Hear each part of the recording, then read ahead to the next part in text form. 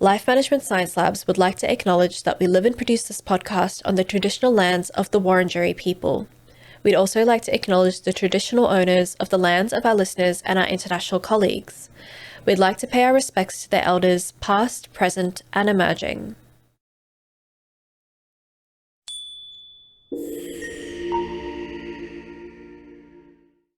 Hello and welcome to the Self-Improvement Atlas, the Personal Science Insights podcast produced by LMSL, the Life Management Science Labs.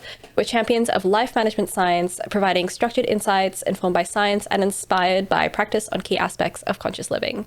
Each week, we bring you scientific and practical insights on each element with the expert knowledge of professionals in the field. I'm your host, Aditi Kutty, and today I'm joined by Ryan Marinelli. Ryan has worked in health and fitness for 8 years. He's currently a casual academic at La Trobe University, working on the effects of exercise on the brain and the link between body and mind. He's just got his master's honours focusing on exercise and mental health and the link between the two. And he's also an aspiring PhD. So we're going to be chatting a lot about that throughout this episode. So thank you, Ryan, for joining us. Welcome to the show. Thank you very much for having me. Before we kind of dive into the main topic of the show, we have a segment called Get to Know Our Guest, Get to Know Ryan Marinelli, where we kind of ask you a bunch of really quick rapid fire questions and you don't have to think too hard on them. Are you ready? Yep. Awesome. So what is your favorite book? Right now, The Inflamed Mind by Edward Bullmore. What's it about? So he looks at the research on how the treatments for depression were developed over the last 40 or 50 years. And he's tried to find the link between if there's other causes of depression, such as inflammation, rather than the more well-known cause is people think low serotonin levels, which we'll talk about later. So he's looked at all this research, also linking how the body and mind are more connected than once thought. And historically, they've been very separate. You go to a psychologist for treatments for the mind and a doctor, a physio for treatments of the body, but they're really connected. So it's been really interesting to read. Yeah, for sure. And I know we're going to dive into a lot of that in this episode too. So great way to kind of start with your favorite book. What about a favorite movie? Is that also exercise related or? Favorite movie would have to be The Shawshank Redemption. Okay. Yeah. Fair enough. Yeah. That's a fair one. What about a podcast you're into right now? The Jordan Peterson podcast. Okay. It's very decisive, lots of content that's quite interesting to think about. So, Okay, interesting. What about a famous role model that you look up to? Recently and always actually, Roger Federer. Oh, yeah. That was really sad, like that final match that he played. I was tearing up a bit too. So I'm also into tennis. So the photos of him and Nadal holding hands and crying. Oh my God, really upsetting. Yeah, for sure. What about the last course that you completed? So I would say prior to my master's, my Bachelor of Exercise Science, and I'm a few weeks away from finishing my master's with honours. So that's fantastic. Exciting. Good luck with all of that. Now we have gotten to know you. We know who you are. We're going to get to kind of the interview segment. To start off really broadly, our podcast is about personal development. How would you define personal development? So to me, personal development is a lifelong process where ideally you're always aiming to be better than you were either, last week, 5 years ago, a few months ago, whatever it is. It's always trying to improve. And that doesn't have to be whether you earn more money or whether you have more items. It can be socially, it can be with your happiness, it can be your job. It just can be little things you're always setting to develop yourself in a way that you're more happy not even more happy, but more content over the longer period of time. And I think it's important that we all look back and think, wow, I've learned so much since 2 years ago even, and I've developed a lot since then, or I've built better relationships with my family, my friends, quality over quantity, I think, and just really having those feelings that you've lived a fulfilled life. Yeah. On Maslow's hierarchy of needs, trying to reach that self-actualization where you reach your full potential. So one day down the track, we can be like, yep, I've actually done all I wanted to do and all I could do over my life. Yeah. I really like that way of phrasing it, focusing on contentment. Often I find that sometimes personal development, the general notion is that, it's about productivity and kind of doing everything you can to get better. And I think contentment is a much more broader thing. So if productivity and kind of hustling is your thing, absolutely. That's such a good way to put it. But sometimes some people just want to slow down and spend time with family. Exactly. That's so important too. Yeah. What are the kind of main challenges you feel in kind of developing yourself? I feel we can all get bogged down in our day-to-day commitments and the so-called rat race of life, where you get up for work, you have your routine, and you don't really put aside time to think about where you want to be in the future and what sort of aspirations you have, what goals you want to set. Or even, I think, traditionally, Australians have been known to be really relaxed, laid-back people. But in actual fact, we're one of the hardest working population groups with the amount of hours we do per week. So I think it can be really easy to fall into that trap of just wanting to earn more money, wanting to buy that house, wanting to buy that new car, that new phone. Whereas if sometimes we can reflect a little bit, and at university, they love self-reflections, and I hate writing self-reflections, but sometimes just thinking, all right, where am I now? Where do I want to be? And how can I get there? And taking our time to think about that is really important. Yeah. Do you kind of feel like there's, you're talking about reflections. Do you kind of feel like that's kind of one of those things that is so hard to do because it's something that we don't feel like we have the time for? Like, it's just, you don't set time aside for it because it's just not a priority. Yeah. And as we get older, we have more commitments that just get in the way, where we think less about ourselves, we think more about other things. And also, people don't really want to reflect on their life because maybe people have a bit of fear or guilt or shame or whatever it might be on where they're at, and they feel like they should be somewhere else. They should be have achieved more. But really, we're all running our own race. And I think taking that time to see, where have I come from? I always think, 4 or 5 years ago, I was so much more further behind than I am now. And I'm so grateful for where I am right now. And then I try to think, all right, where do I want to go in 4 or 5 more years or even next year? And I'm coming to that crossroads now in my life. And I think it's really important we just set a little bit of time aside to keep trying to do that at different stages of our life. Yeah, for sure. Speaking of setting time aside, how do you define exercise? All right. So in exercise physiology and exercise science research, physical activity as a whole broad spectrum is anything you do that increases energy expenditure above lying down and resting. Exercise is a subcategory of physical activity where it's more planned, structured, and the end goal is to try to improve some form of fitness, whether that be strength, your aerobic capacity, your flexibility. It can be anything, but it's more planned and structured compared to just your general day-to-day movement of physical activity. So like walking to the bus stop to catch a bus does not count as exercise. If you were to do it really briskly and get your heart rate up, it might be considered exercise, but it depends on the objective of that type of Well, activity. I am running late, so it is always a brisk walk. But maybe I need to kind of set a different kind of goal in mind if I wanted to define it as exercise. How does the exercise affect our personal development? So I think there's multiple facets exercise can help. Firstly, it helps you organize your week into a bit of a routine. So I personally love setting the times of each day that I'm going to exercise or trying to stick to that same routine. And it sets me up for the day because then I know when my meals are going to be, and then it sets me up for how I feel for the rest of the day, for work, for interactions with people, for my mental well-being, my physical well-being. But also exercise helps us because generally with exercise, there's a form of a need to push, to feel the pain, to feel that burning sensation. And that trains our mental toughness, our confidence in ourselves, our self-esteem. And then when you have other obstacles come up in life, like stress or the need to sort of push yourself a little bit, whether it be mentally or physically, you're already prepared for that. So it helps you prepare for anything that's going to come up. And I also think it's a great period of the day where you can just focus on yourself.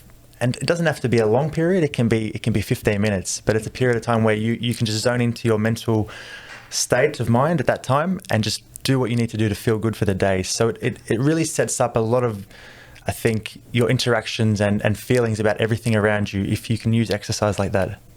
Yeah, I think that's a really good way of putting it, actually, in that it kind of reminds me of mindfulness when you said that 15 minutes where you just kind of focus on yourself. Is that something that's come up for you before, or? I think it does, but sometimes the phone coming out during a workout or notifications going off can really interrupt that thought process and actually getting the most out of it. But definitely I find if I can turn it on airplane mode, notifications off, and I just focus on myself, it really does help me just pace myself better for the rest of the day, the rest of the week. Yeah, for sure. I think that's an important takeaway from the episode already. Turn off your phone while you exercise. Don't be answering texts while you do it. What benefit does exercise have specifically to our mental health? So there's lots and lots of research on this, and I think it depends what area of mental health you're looking at as to what the benefits might be and how the benefits will get there.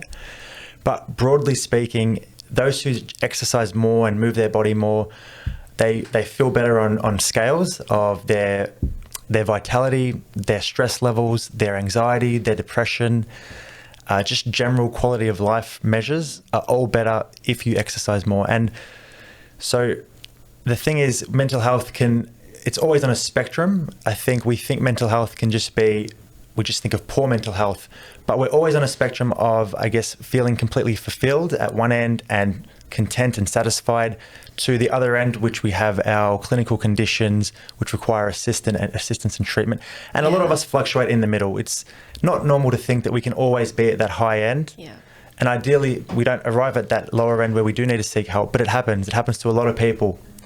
Especially lately, I think. And by 2030, 2040, depression will be one of the leading causes of disability worldwide. So it's predicted to just keep growing. Yeah. So I think it does so many things. Like, we could look physiologically. There's theories around the hormone levels such as dopamine, serotonin, norepinephrine being regulated in a more efficient and better way. Mm-hmm. And that's what medication aims to achieve for those who are struggling with depression and anxiety at clinical levels. There's also your social benefits. So you might go with a group of people and talk to them, interact with them. Social isolation these days is a massive problem. And I was actually talking to this with a friend recently, and I think I agree that if someone from 200 years ago, 100 years ago was placed in our society right now, the biggest change would be, I think, how separated everyone is. Our own houses, no real sense of community. And I think gyms and fitness centers and group fitness are sort of replacing that now with a group of people who feel they belong to a group, they have a sense of community. Yeah, for sure. So there's all these different areas it can help with, and it's quite interesting that it's not one or the other. I think it's just very, very multifaceted and helps from depending on the individual and where they're sort of struggling and what's happening in their life. Right. So I guess, we talked about like the benefit, and you talked about how, there are medication to regulate specific hormones, but how specifically does exercise affect the brain? Yeah. So with certain types of exercise, they're like aerobic exercise, for example, we have massive big arteries that increase blood flow to the brain. And that increased blood flow allows things to grow in the brain. Like, your neurons can increase their plasticity, which means more neurons grow in a denser, they're more dense in certain areas. Things like our prefrontal cortex or our hypothalamus, these are areas which help with emotional regulation, our memory, our ability to concentrate. They grow in more density with their neurons. And you see that people that have mental health conditions such as depression or anxiety have less activation in these areas, and they're smaller as well. So you can maintain that size, and then down the track you can prevent conditions like Alzheimer's, dementia, or other neurodegenerative conditions that might develop. So it's also got that protective effect of not developing conditions later on, as well as maintaining your health at that current time as well. So it's not just a treatment, it's also kind of a preventative measure. 100%. Yeah. We can look at prospective cohort data. So that's when they track data of a group of people over time. Mm-hmm. Those who exercise more, and we'll discuss about what sorts and how much later, but those who exercise more have a greatly reduced risk of all these things we talk about: depression, anxiety, stress, and they feel more content, fulfilled, have higher self-esteem. So there's definitely a very clear link between how much you exercise and developing. Yeah, for sure. I mean, I know that there are probably some listeners who are wondering how exercise can possibly affect higher self-esteem when they feel awful doing it. But I think it's more of an over time thing, right? I'm assuming that you can't really expect immediate effects. Well, contrary to that belief, actually, there's research looking at the acute effect of exercise, acute being after one session. Okay. And there's research showing even 7 minutes up to about 35 minutes, ideally a bit more than 7, ideally around 30 minutes of light intensity exercise can increase your mood and your well-being at that point in time. So there's all these articles looking at the acute benefit and then the chronic being after weeks of training. Right. So that shouldn't deter anyone from not starting somewhere. You can start really small and feel better, build the momentum, build the routine, and then translate that long term. So what is light intensity exercise? What kind of examples of those are there? So light intensity can be measured objectively via your heart rate, and that could be something like 50 to 65% of your heart rate max. Right. So to work out your heart rate max, there's common calculations online you can use, but it would be slightly more than a casual walk for most people. Maybe a slight brisk walk just to get your heart rate up a little bit. That will increase your heart rate to that light intensity zone and be able to stimulate some feelings of well-being, provided you do a little bit of exercise. Yeah. Right. Okay. That's definitely, like, I guess, a good way to start small for some people who 100%. maybe need the motivation. Yeah. I guess, are there some forms of exercise that are better than others, kind of looking at mental health? Are there some that affect them more and others that not so much? Yeah, so I think a lot of research over the last 30 or 40 years that has looked into these questions have used aerobic modalities. Aerobic being any exercise that uses large muscle groups that can be repeatedly undertaken for an extended period of time, at least maybe 10 minutes. And most commonly, people will either walk, jog, swim, bike ride, dance, anything like that. And while these are great, not everyone enjoys them. Yeah. And I think we have to go back to the fundamentals. What do you enjoy? What can you stick to long term? Yeah. So despite research showing aerobic exercise has one of the greatest benefits, there's plenty of research looking at resistance training. And resistance training is anything where your muscles are exerting force. Right. And they're doing more of an anaerobic, meaning that they're not using oxygen, they're using more of that short-term energy. So you can think of doing a set of bicep curls for 30 seconds. It's just using our short-term energy stores that are within the muscle already. That shows great benefits as well. But then if you don't like aerobic or resistance, there's relaxation exercises. Maybe you like yoga, maybe meditation, maybe Tai Chi. It's more balance focused and it's more of a relaxing setting. Research shows all of these can help. So I don't think we should silo ourselves to thinking you have to go for a vigorous run, be sweating and panting and all of that. You can try these different ones and find what you enjoy. Right. So that's interesting that you said meditation is considered an exercise. That's something that I don't think I would have ever... Yoga for sure. And like Tai Chi, definitely. But meditation, you're kind of just sitting there.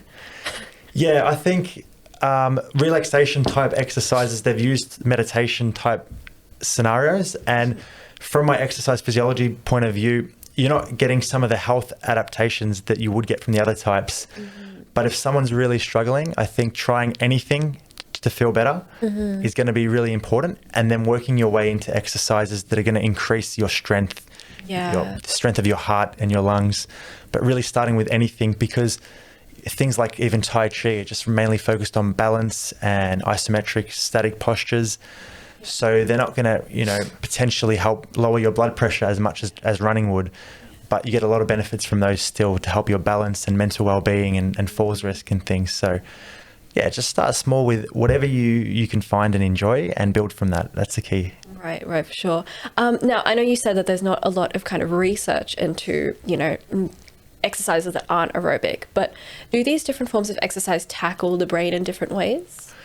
Yeah, so there is still quite a bit of research in resistance training, significantly less than aerobic training.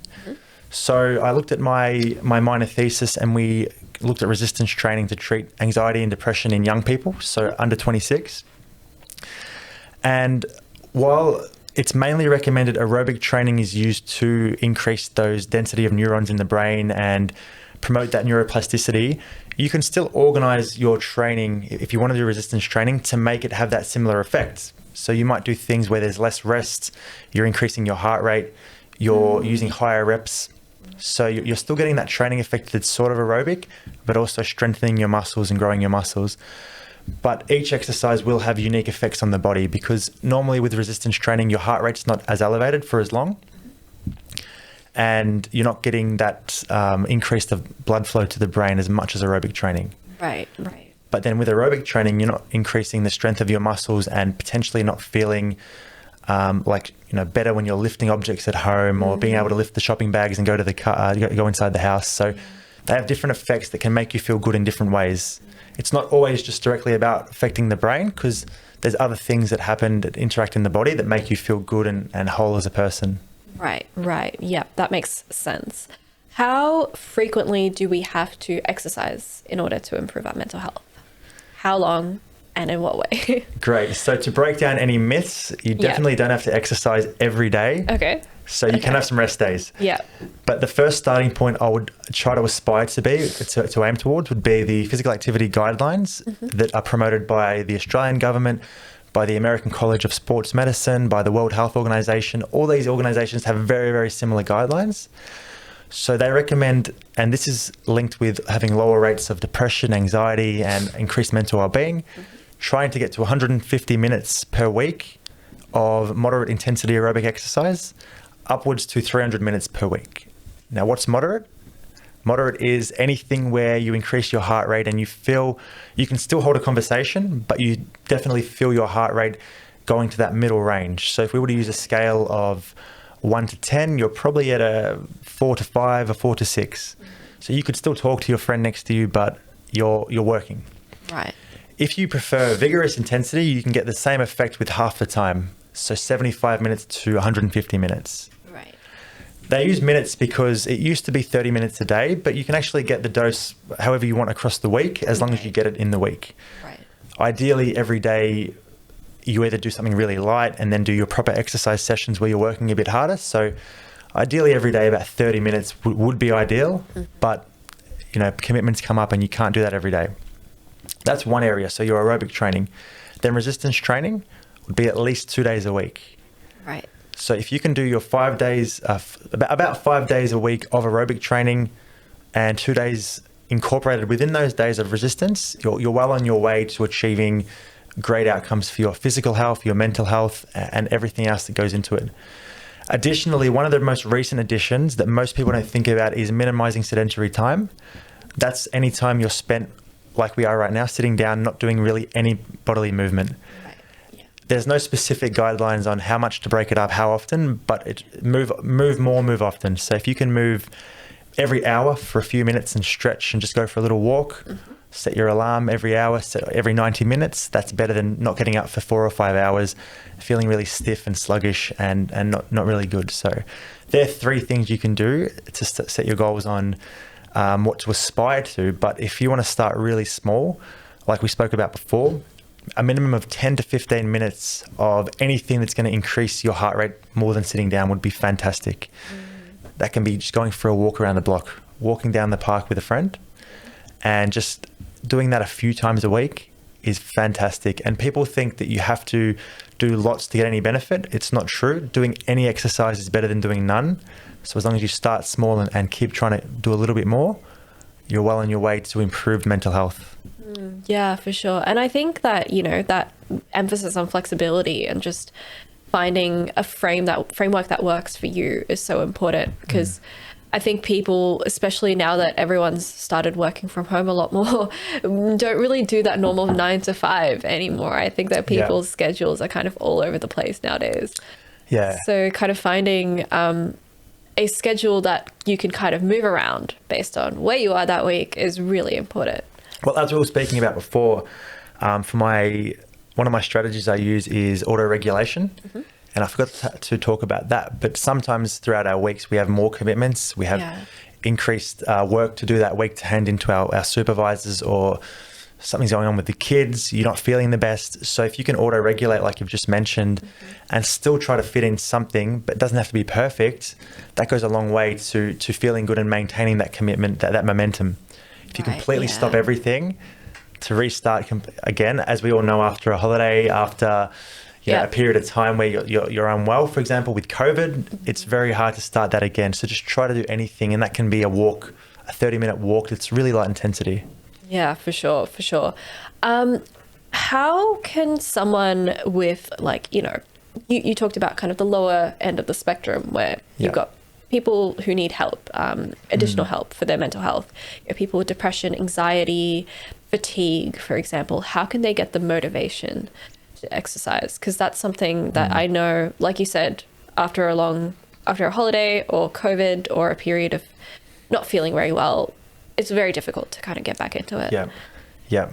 So one consistent thing in research is if you do supervised exercise in a group or with a trainer, whether that be an exercise physiologist or an exercise scientist, a personal trainer or a physio, you do perform better and you're more consistent. Your adherence is better. So if it works for your budget, your schedule, where you live, trying to find somewhere where you can go to a place or even online and have that supervision will be a really big motivating factor. Then I would also look at, let's say someone with depression. A lot of their symptoms aren't going to mean that they might not have the motivation to really want to get their heart rate really high and run and be energetic and bouncing around, because the nature of the condition is to feel things like anhedonia, like a loss of interest or pleasure in most activities, and to feel depressed, dull, gloomy. It's a byproduct of having that condition. So you might start with something that's really light, like your yoga classes, like a walk, like riding a bike. Anything where you can just build that routine and get outdoors. Potentially a bit of resistance training at the gym, just doing some machines that you like the look of that feel good, and trying to slowly break down those barriers. For example, with anxiety as well, people might have a fear of what others are thinking about them or being perceived a certain way, or they might have something like agoraphobia where they just don't like being in crowds. So for those people, potentially online, at home in their own comfortable environment would be a great starting point, because you wouldn't want to put someone like that into a public gym where there's 50 to 100 people around. So you've got to find what your barriers are and try to tailor the intervention, which is what an exercise physiologist will do, to that person. Someone with fatigue, whether it's chronic fatigue syndrome or just they're very fatigued from everything, you might start with a really low intensity. You're not going to push the failure. You're not going to be grinding out reps like Ronnie Coleman. Yeah. You're going to start light and build it up and make sure they have plenty of gas in the tank at the end of the session so they can go about their life and not need to sleep for 3 days. So one key thing we try to do as an exercise physiologist is really tailor the intervention to that person, give them the tools they can use to self-manage their own condition, their own health, and build it into their weekly routine. That's a really key factor. So I would recommend trying to contact an exercise professional for anyone out there, whether that's your local PT or whether you can use exercise as medicine to find an exercise physiologist. You can go to your local physio clinic and just starting that momentum with any exercise professional that guides you in that right, appropriate way. What about people who might not have the budget for that? Are there kind of ways to get around that? Yeah, so we're lucky this day and age we have access to the internet. We can find lots of great resources. And I think if one thing you can take away from everything today is even walking is a fantastic way to exercise. So it requires a pair of runners and whatever clothes you want to wear. And there's research showing that walking anywhere from 4,000 to 16,000 steps a day, the more you do, each 1,000 steps extra you do lowers your all-cause mortality over your life. So that's just walking. You don't have to walk at a brisk pace where you're sweating and walking up mountains. It can just be a nice walk, getting your steps in for the day. So if that's your starting point, try that. Otherwise, there are going to be certain things you might need to buy eventually, whether that be some sort of equipment at home, your local council gym membership that might have a concession deal, or whether that be you buy someone's subscription online to do some online classes, or you just watch YouTube videos that are free. There's thousands of videos, and just try things at home. Yeah, for sure. Yeah. I think that, just like throwing on a podcast, maybe this one, and going for a walk for as long as it's running, it can be really beneficial. Yeah. How can we find an exercise routine that's best for us? Yeah. So I used to look into what's the optimal time of day to train, because when I was very pedantic, I thought I want to get the most out of my body and push the hardest and have everything perfectly set with my hormones, my body temperature. Yeah. And after some time, I found whatever routine you can stick to and works well for you is the best routine. Now, there's all these myths that you need to train in a fasted state in the morning to lose more body fat, Or, you know, if you train at 2 p.m. in the afternoon and you wake up at 6, your body's going to be optimally primed. The thing is, look at your schedule and think, when can I fit it in? And it doesn't have to be a long time. When can you fit in half an hour of exercise? Less than 4% of the time of your day. Yeah, it's about 2%. When can you fit that in for the day? And what I like to do is use my calendar and just write it in like I'm booking a client for an appointment, or like I'm just organizing my day. So it's set in there and I know I'm going to do it. And I think some people love the morning. Some people are early morning larrikins. Other people are nighttime hours and they wake up later. Yeah. Find what works for you. If you like, I have friends that love training at night. I hate training at nighttime. I want to be at home with my pet dogs, watching some Netflix at night, winding down. People want to go to the gym at 8, 9 p.m. That's fine by them. Fine by me. They can do their training then, but find what works for you within your daily schedule. If you're someone that needs more sleep because you're not really going to bed too early, I would prioritize sleep and try to train a bit later in the day, because you don't want to sacrifice sleep because it will catch up with you eventually. So really you have to look at your schedule and see what works for you. There's no rule of thumb there. It's just, when can you fit it in? What can you stick to? Yeah, for sure. I think the key, especially when you're getting started, and, you know, I'm assuming people who kind of are creating a routine or trying to find a routine are getting started. It's not making it too hard for yourself. Exactly. Because then you're just not going to do it. And I read a great book, Atomic Habits by James Clear, and some great tips he mentioned are, if you know it's going to be a bit of a struggle for you, try to set your clothes up and set your shoes up so they're ready to go. Even go to bed in your gym gear. If you want to get up in the morning, go to bed in your gym gear, get up, put your runners next to your bed. Yeah. They're right there. You see them. They're not hidden away in the cabinet, and you can go straight outside to do your walk. And try to even pair it with something you enjoy. If you enjoy podcasts, if you enjoy Netflix, if you enjoy music, pair exercise with that, and you're going to get that extra dopamine release and satisfaction and reward feeling from doing that activity. Yeah. So I would try to find something that, out of those few strategies that can work, that make it as easy as possible for you. Yeah, and I think that idea of pairing it with something that you do enjoy is really good as well, because I think sometimes we do indulge in stuff like podcasts and Netflix. Not necessarily, we don't really schedule it in. It kind of just happens at the end of the day when you're tired. But kind of pairing it with your exercise time means that you're pairing something that you might initially see as, you know, an obligation with something that you just do while you relax. Yeah. And that can make it a lot easier to get to. Yeah, and I feel like you can reward yourself if you do your exercise. Don't feel bad to have that like little chocolate bar if you want to. I mean, I wouldn't try to make it a daily routine. But if you want to reward yourself for doing it at the start, by all means, reward yourself. And over time, you'll be making time to exercise because you'll feel great. It will help you just brighten your life in so many ways. And if you aren't exercising every single day, if you're only doing it 5 days a week, you can have a chocolate bar only 5 days a week. Exactly. So that works that way. All right. Well, that's kind of, that takes us to the end of our kind of interview segment where we talk about the research and the science behind it. Let's put that into practice now in our practice experiment debrief. So what kind of practice do you have for our listeners and viewers today? So my own practice is just trying to really be organized with your weekly schedule. And I think I have a bit of a military background, being in the Army Reserves, which has helped me be really organized with things such as my weekly structure, my clothing at home, my shoes, everything.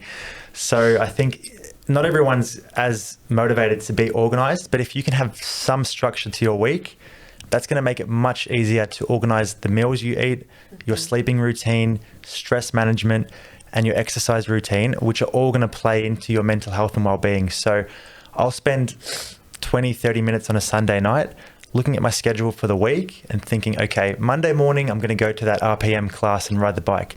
Tuesday afternoon, I have the Army. We're going to train at the Army. Wednesday morning, I'll get up and do my weights, and I'll write these things in. And then I have my weekly plan set. And I think that's the biggest thing. If you can have it all set, you're not going to think about it on the day. You're not going to be like, oh, should I train now? Shouldn't I? No, it's set on my calendar. I have to do it. Right. Yeah. So if you can get good at some sort of routine, it helps a lot, and it makes it easier over time to not even think about what you're doing. You just do it. It becomes automatic. Like, we don't think about driving now. I don't think about brushing my teeth. I don't think about eating breakfast. I just do them because it's what I've always done. Yeah, exactly. Yeah. Do you have a name for this practice, or is it just kind of, you can come up with a name now? My name would just be weekly organization. Weekly organization. Fantastic. Yes. I break up my time into weeks. Yeah, I really look at the week. Yeah. No, I think setting it week by week, because like we discussed earlier, weeks are different nowadays. People don't have, they're not predictably the same every single week. So kind of looking at them at a weekly kind of basis and planning ahead of time, but not too far ahead, is really helpful for sure. What are kind of 3 good things about this practice? I think I already kind of mentioned one, but... Yeah, well, if any obstacles come up, I also auto-regulate it so I can change it around a little bit, but it just allows me to keep my mental sanity, because when things get really hectic and I'm running around, I'm driving to different jobs, I'm seeing different people, I know at least I've ticked off this for the day and I feel good. It's like when I get up and I make my bed, I get home, my bed's made, I feel good. Yeah. With my exercise routine, if I get up and do it right away, I know I'm set for the day, or I know I have a period of time set for that where I'm taking care of myself and not putting that off, because we don't want to wait until we're a little bit older. And, you know, nearly everyone over 50 years old has at least one chronic health condition, being a condition that they've had for longer than 3 months. We don't want to wait till we're at that stage and respond to health conditions, because some health conditions will never completely be cured and we'll have them for life. So you put a bit of effort in now. Every meal, every session is like putting a coin into the piggy bank for your health later on. Yeah. And I think some other benefits would be that it keeps my just structure with all other areas of my life, with my work, my friends, my family. And I think ever since I was in high school, it's been my stress release. So I firstly started training when I was 17 and going through VCE, and I just went to my local gym. It was a real bodybuilding style, old school gym, like pictures of Arnie on the wall, right? Weight training, you know, 90% males in this sort of gym. Yeah. But I loved it. I went there after school every second or third day, or 3 times a week with my mate. We trained, we just did whatever we felt like, and it was absolutely fantastic. There was no thinking about it. It just set me up nicely for my interactions with everyone else around me. And then that really set me up nicely for my university life and my young adult years, which I think can go in multiple directions for a lot of people. Yes. Over that time. Absolutely. So, yeah, for sure. Yeah. Do you kind of, are there kind of any challenges with this practice? Definitely. There's unforeseen obstacles that come up. Yeah. You might be feeling really average. You might get to bed late. You might just have things that come up that are unforeseen, especially if you have a family with kids and a partner, and there's things that you can't control. And I think we need to maintain a mindset that's not rigid but flexible, and not all or nothing, not an all or nothing mentality. So sometimes it's really easy to think, I've missed one day, I'm done for the week. Yeah. I had one bad meal, that's it, the whole day's a blowout, I'm just going to eat whatever I want for the whole day. Just try to think little steps, little things make a big difference. Just keep sticking to it and don't fall off that so-called bandwagon. Just keep trying to stay on the path where you're putting that time in for yourself. Because I think, things can be unforeseen in life, and you just have to roll with the ebbs and flows. For sure. And I think like that, you know, sometimes with exercise, people can be such perfectionists. Like, we have to do it perfectly right. And then the minute you get it wrong, it's like, oh, that's it. Yeah. I can't do this anymore. One of my lecturers once told me a story that he knew a client that was really OCD with his training, so much so that he had his sister's wedding, but he had to fit his back and bicep session in. Oh, so he was late to the wedding to make sure he could fit his gym session in. Now, we don't want to be that rigid with training. Yeah, no, of course not. Absolutely. Don't recommend that. So it's good to be flexible. And, you know, even when I've been traveling, I recently was just in Italy for a month. And sometimes you can't find a gym, you can't find somewhere to exercise. Just go for a walk. Just try to fit anything in. Just try to maybe not have that extra serving of food if you don't really need it. Just don't completely forget about everything. Even if you have a few days of just enjoying yourself, that's fine. We all need those days. Just try to pick it back up again, because long term, you don't want to look back and 6 months has passed. Yeah, and exactly. You know, you've put on 15 kilos, you haven't done any exercise. If you have, by all means, just pick it up again and keep going. Yeah, absolutely. And I think, like, when you mentioned that you were exercising while overseas, like I was thinking, oh wow, you exercise while you travel, but it makes a lot of sense. You do actually get into a lot of physical activity, and sometimes strenuous physical activity when you're overseas. You know, people are hiking, people are walking around everywhere. And often walking very fast because you've got, you know, an itinerary that you have to get through. Yes. I was in Rome doing 30,000 steps a day. Yeah. If I had no aerobic fitness, I wouldn't be able to deal with 35 degrees heat walking around Rome all day. Yeah, absolutely. Absolutely. I mean, we've already kind of talked about how often to practice it, but like in terms of like setting up that schedule, do you set a certain time every week or a certain day every week to kind of do it? Is that something that you should also schedule in? I find that I'm generally free on Sunday nights getting ready for the week. And if I'm not, it's just 10, 15 minutes where I look over my schedule and I plan it for the following week. And I should say as well that I also set bigger goals for like the year, where I'm like, okay, this year my goal is to do a triathlon, run half a marathon. I set myself these big goals, and then I set smaller goals through the week that are more actionable, realistic. Like Tuesday morning, I'll go for a 5K run. Wednesday morning, I'll do an 8K run. So I try to like think of the bigger picture of where I want to be, like we spoke about with life before, and then set these little strategies to get there and break up my week like that. What was the other part of the question? It was, where do I find time? Yeah, like do you set up, like, I guess, do you set up a certain time to do it? Which you kind of answered already in a way. Pretty much just normally on a Sunday or whenever I get the time really, but I try to do it each Sunday because I'm religiously on my Google Calendar just setting it up all the time. Yeah. And I think it helps if you've already got some kind of week planning structure to just kind of add that into your week as well. I think that's a really easy thing to slot in. I've seen people use the fridge and they have a magnet board on there with Monday to Sunday, even something like that. Doesn't have to be on your phone, just whatever works for you, just some sort of structure to your week. Yeah, for sure. I guess, how do you feel like this impacts your personal development and kind of your perception in life in general? It's allowed me to always achieve more than I think I can, because I've done some fitness challenges that have stemmed from my initial desire just to do fitness for fun, for stress release. For example, I've done the trek to the base camp of Mount Everest. I've competed in bodybuilding. I've did an Ironman, a half Ironman. And I never thought I would have done these challenges. But when you set small goals and then you realize, wow, I can actually do this. This is awesome. You realize, okay, I'm going to set some study time aside now to finish my homework I need to do. And the bigger picture is getting your degree, or, you know, saving up that money to buy a house. Well, in Australia, that takes a lot longer now. But or to buy a car, to buy that new phone, whatever it is.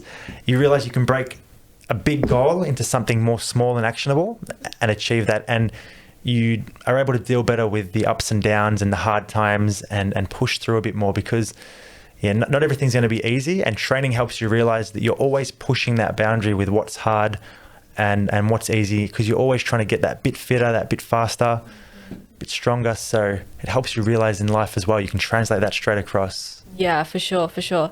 And would you recommend this to like absolutely everyone, or are there perhaps subsections of people that maybe it doesn't quite work for? The organization? Yeah. Well, I mean, I know people who just absolutely hate thinking about any exercise. Yeah. And I think in that case, we should think about it as bodily movements and not even using the E word. Yeah. Because it puts fear into some people. And especially my mother, I've tried to get her into exercise for years. She hates it. She doesn't want to do it. Tells me no every time. So I think just trying to think of our bodies are designed to move. Whatever way you can move in that you enjoy, however you can fit it in, is going to be much better than not doing it. So for example, if you love to do gardening, I know a lot of people get into gardening as I shouldn't stereotype, but as we get a bit older, we love gardening. Or if people just love playing sports, not even like social sports, not even thinking about it as, you know, exercise, whatever you're into, playing golf and just going for 9 holes, whatever you can fit in is great. I do think everyone should try to have some structure, some routine, because you don't want to be planning things last minute, especially with a diet. It's too easy to go get fast food, highly processed food. So it does require some planning, whether that be you buy the pre-made meals, you go to Coles or Woolies or Aldi, you buy your ingredients. We do need a little bit of organization. And I think what can happen in a lot of mental health illnesses is people lose that sort of structure and organization of their life, and then it becomes day in, day out of sleeping a lot and not worrying about food and being in a state of mind where you're not doing really anything that's productive to making you feel better and fulfilled in life. So yeah, I think we can all use a little bit at least. Now, this is kind of cycling back to maybe something I should have addressed right at the beginning of this segment, but you mentioned, with meal planning, you kind of figure out what ingredients you get beforehand so that you're not kind of buying takeout last minute. Is that something that you would do kind of within the scheduling as well? Like, would you figure out exactly what you're going to do when you plan this? I've been bad recently with organizing my meals, but I would try to also fit in time to go shopping. Yeah. And so currently I have a lot of HelloFresh recipe cards because I was doing HelloFresh for a while because they would send the items to my house. Yeah. Easy to prepare, takes between 20 and 40 minutes and it's done. Yeah. And now I'm finding that I want to go to the shops and actually cook more myself. So I use their recipe cards and I'll try to fit that in, but that's one area I could improve in. Like, for example, I'm definitely not perfect. And today on the way here, I just went past a Coles Express, got a sandwich, got a roll, a coffee, and came straight here. So there's always improvements we can make. And I personally could improve on ways to organize the week better with food.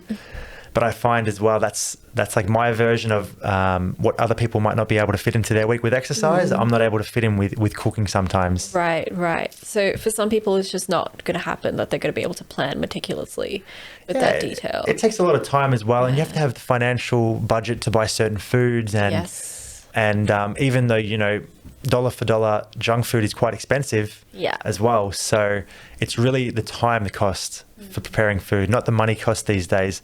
Except lettuce was quite expensive recently. Yeah, it was. Yeah. It absolutely was. I guess based on kind of your experience with scheduling and exercises, are there kind of other kind of habits or practices you would combine with this? I mean, you mentioned auto-regulation as one of them, but maybe like other kind of maybe a reflection kind of thing as well? So other practices, the reflection, I sort of use a reflection probably really every few months to sort of take a minute to think about where I'm at, where I'm going. And it's more sporadic. I don't really write this in. I just think when I have a bit of time on a day, on a weekend day when I'm a bit free, I just think, all right, how have I gone the last few months?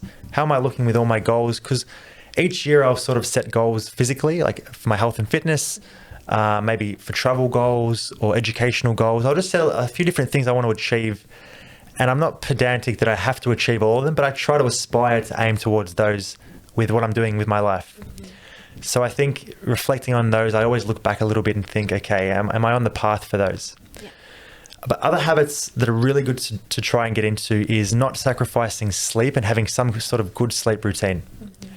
Because now we're knowing more and more about sleep and the power it has on all facets of your life. If you are cutting down on sleep, you're really not going to be your full self and be able to achieve your full potential.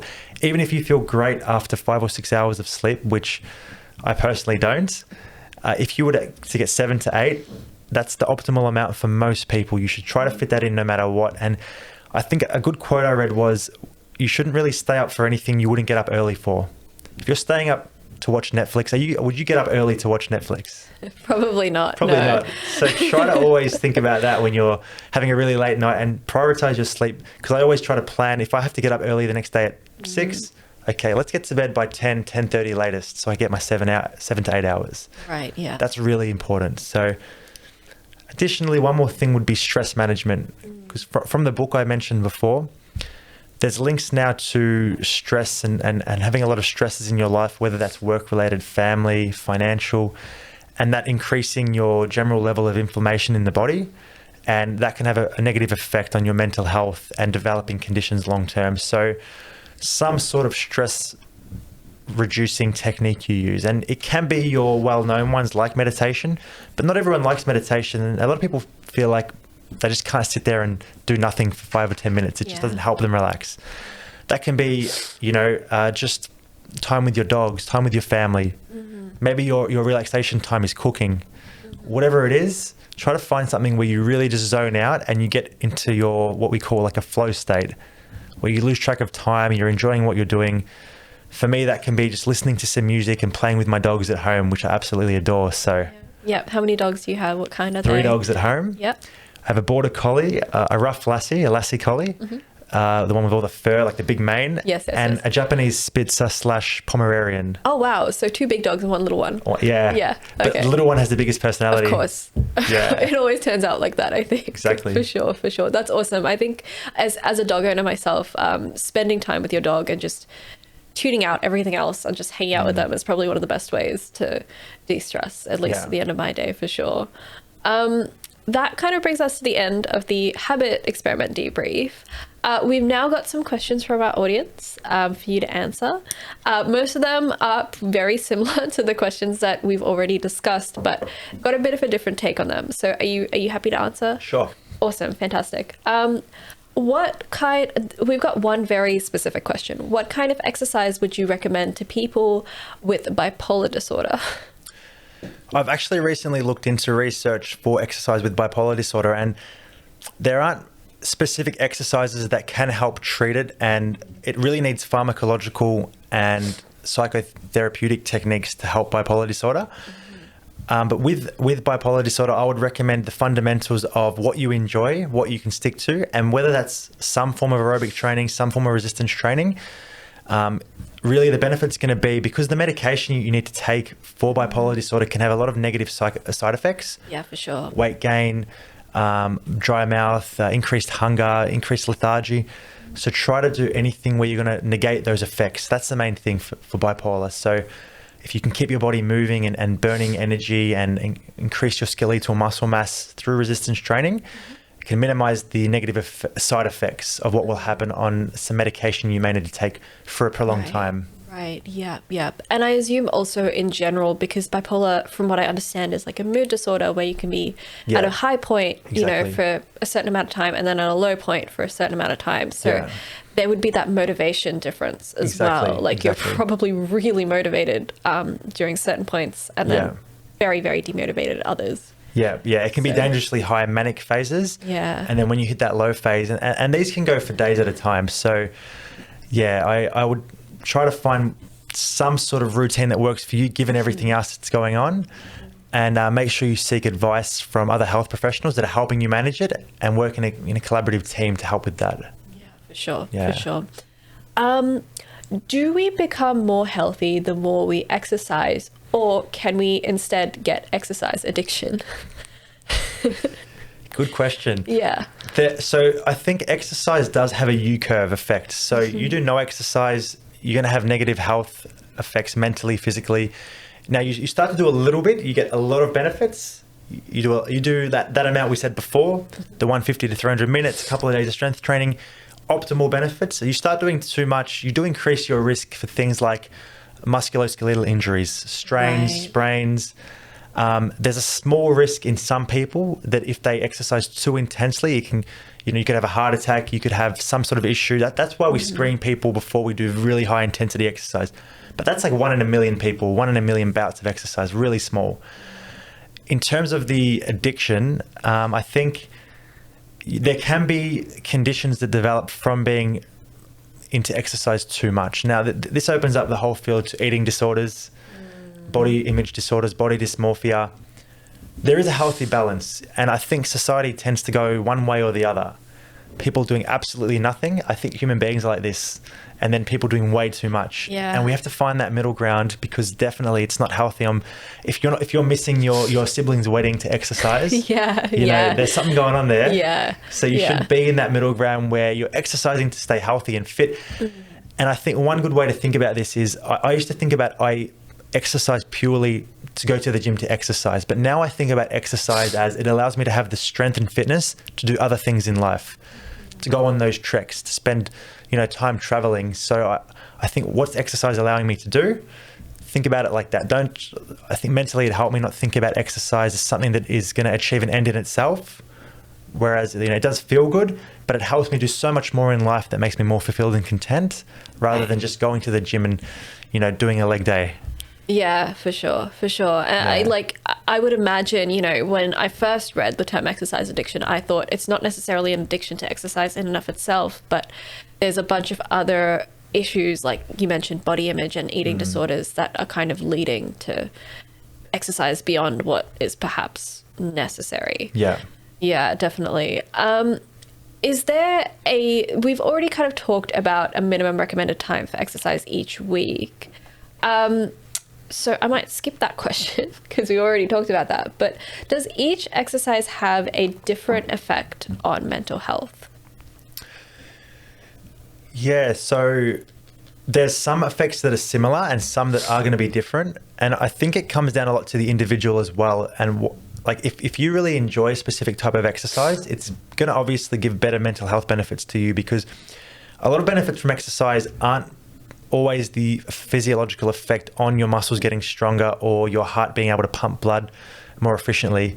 They might be the social connectedness. They might be the feeling of self-efficacy, where you feel more confident in your ability to do that particular task. They might be self-esteem related. So it's not always going to be the exercise. It can be. And a lot of research links to aerobic exercise being particularly powerful for mental health and increasing that blood flow to the brain, negating those effects we spoke about. But you can get those similar effects doing resistance training. And, it doesn't mean you have to do aerobic training, although I would highly recommend doing aerobic training, because cardiovascular disease is one of the biggest killers in society. And aerobic exercise is one of the best preventive measures for that. So, this no cardio club, we should do a bit of everything, Yeah. It's There's not a good no to do cardio club? Yeah, there's like a t-shirt, Right, no cardio, right. and people just want to lift weights Yeah. because it's, if I do cardio, I'm going to lose all my muscle mass, become small and Yeah. scrawny. Yeah. It's not true. It takes really a lot of cardio and, to negate the effects of Right. resistance training. I think my younger brother might be in no cardio club, so I'll make sure he has to listen to this one. So I guess in terms of, can exercise cure mental health? Looking at the research, it can definitely cure specific conditions. Mental health is a broad term, and I think it's linked to better mental health. And mental health in itself isn't something that can particularly be cured, because mental health is always on a spectrum going backward and forward. But it can help manage conditions, even very severe levels. It can help be an adjunctive treatment to other treatments like medication and psychotherapy. And it can prevent conditions from developing later on in life. So it can be targeted many ways at improving different mental health conditions and to maintain a healthy level of your mental well-being. Definitely. Right. And final question, what are the best times to exercise? So I'm biased in this because I love exercising in the morning for multiple reasons. I think it sets you up for the day really well. Once it's ticked off, the rest of the day is yours. I find if you go to work and have everything before, you might be more prone to feel tired and lose that motivation to go to exercise straight after work. Also, if you exercise too close to bed, you have all those hormones and like noradrenaline rushing around your body. You're not really as relaxed and set to go to bed. So if you want to go to bed early and you're training, 7, 8, 9 p.m., personally, I would find I wouldn't be able to relax and wind down for bed as easily. So personally, earlier in the day, anything before 2 p.m., I think works well. People normally work the middle of the day. So if you can fit in something over your lunch break or do it before work, that would be my preference. If you want to be really specific, early afternoon is when your body's primed really well to exercise. Your body temperature, you wake up with a low body temperature, it sort of increases through the day and then goes down. So your body temperature, your hormone levels, everything's ready in that early afternoon phase. Right. But again, don't worry about all of that if you're just trying to find a routine. Just do anything you can and find what sticks for you, because you don't want to fall for the trap of thinking, I have to exercise in the morning or it's useless, or I have to exercise in the afternoon or else it's useless. Just start with something, and whatever works is the best routine. Right. Question, Ryan.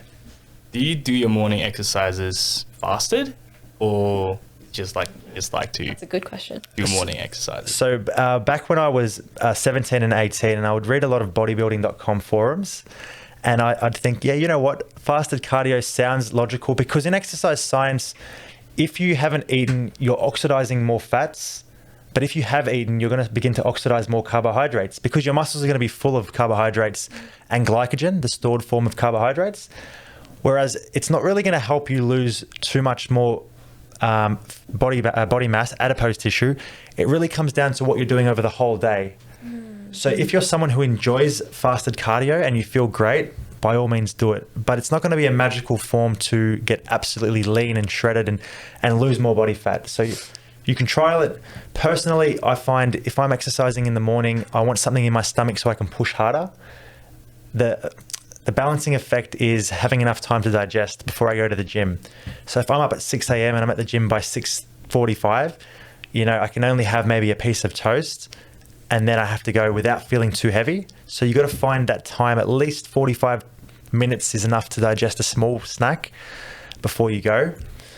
But with fasted cardio, it's been hyped up a lot over the years, but it's not magical. So read into it a bit more.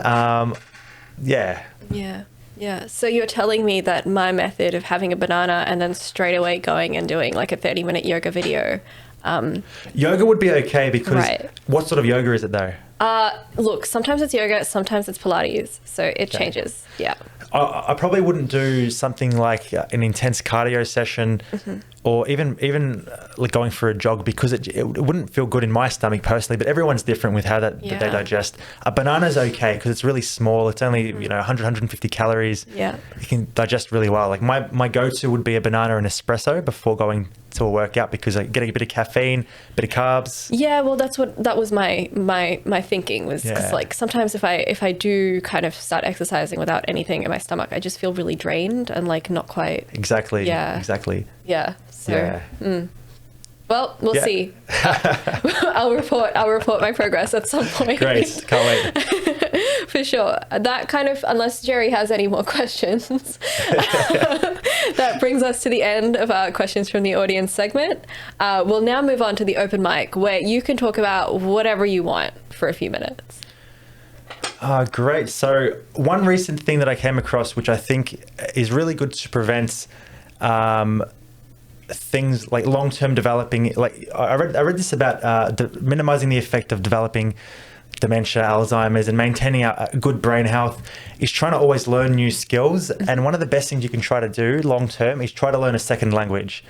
And personally, I'm half Italian. Okay. And I've spent the last 8 years learning bits of Italian, reading books, listening to the news in Italian, speaking to family and friends, and coming from not really speaking anything to learning, like I like to say I'm an intermediate speaker in Italian now. I think if you can find something like that as well, don't forget about the benefits of doing things that are, outside the exercise and, health and fitness realm, but other things that can give you that fulfilled experience in life, like learning about another culture. I think they're really cool things you can do. They're going to improve your mental well-being, your self-actualization, your long-term, just joy in life. If you think about things like that you've always wanted to do, like personally, another thing would be learning an instrument.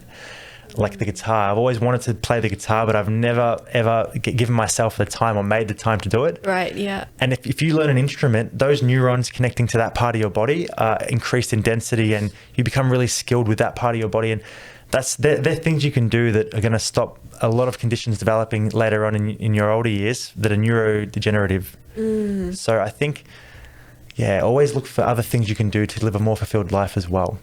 Plus a pet dog. Pet dogs is always amazing. There's instant serotonin booster. Yes, 100%. Coming home to the dogs, they're happy after 5 minutes or after 5 hours. Yeah. The same thing happens.